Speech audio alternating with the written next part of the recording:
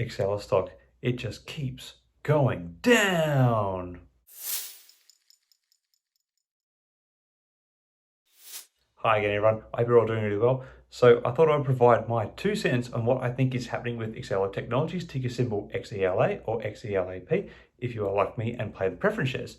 Now I say 2 cents because if Exela had not had its reverse stock split done a few months back, that is precisely what the stock would be trading at today.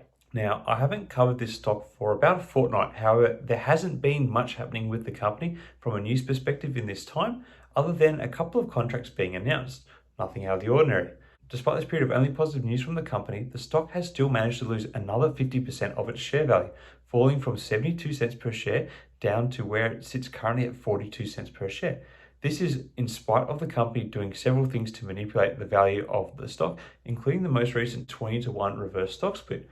So why has the stock continued to be in freefall in this time? Well, that is the focus of this video. And in short, there seems to be 3 main forces dragging the stock down in my opinion. Firstly, and probably foremost, the biggest issue that Exela Technologies faces at the moment is the same one that they have faced for several years now.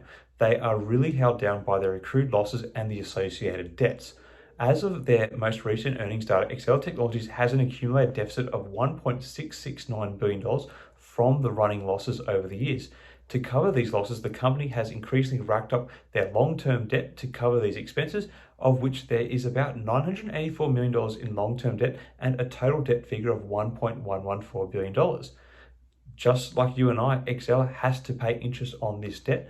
And well, we all know what has been happening with interest rates lately.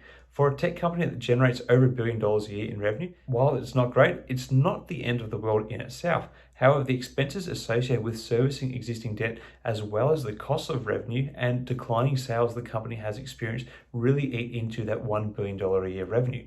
So much so that they have been unable to hit a profitable quarter since their restructuring and refocus about 3 years ago.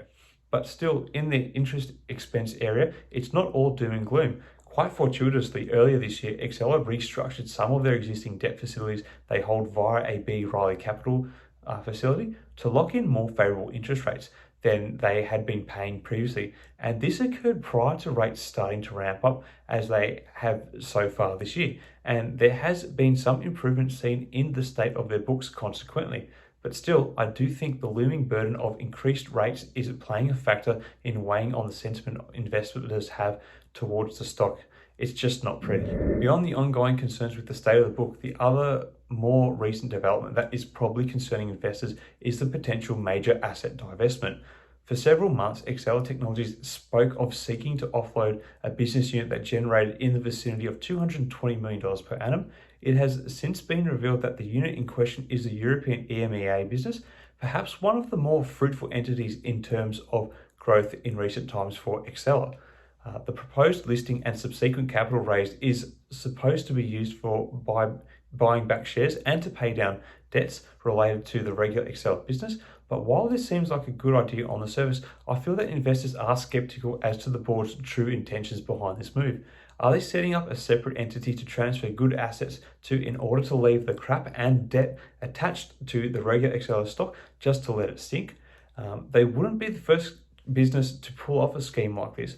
But if I am being honest, and I cannot say for certain that this will occur, as I am purely speculating here, but signs do point to an extent to this still being a possibility, and I think this fear is further stifling investor sentiment around the stock. Now, finally, it is hard to ignore the fact that Exela is also being pounded by the falling broader market, particularly the various tech and growth stocks. Market sentiment has been terrible lately, and to be honest, the losses many investors are probably wearing at the moment are really hurting them. So I think it is getting harder and harder for a general investor to find an appetite to hold regular Exela stock. Investors don't want to speculate on a company that has had such a poor track record, even when economic times were far rosier than they are today. Anyway, not that any of this is investing advice, but I am planning to continue to hold my small position in Exela. I have been holding the preference shares mainly since they were originally listed, which while having lost value, have been paying out regular dividends and actually have an amazing yield at present if you wanted to jump on them and have faith that they're still going to be around. Anyway, What are your thoughts on all this? Have you ditched Exela altogether? Do you think they are potentially going to be delisted? Is there any way back for the business? Let me know your thoughts in the comments below. I'd love to hear them. Until next time, everyone, may the markets trade in your favour. Cheers.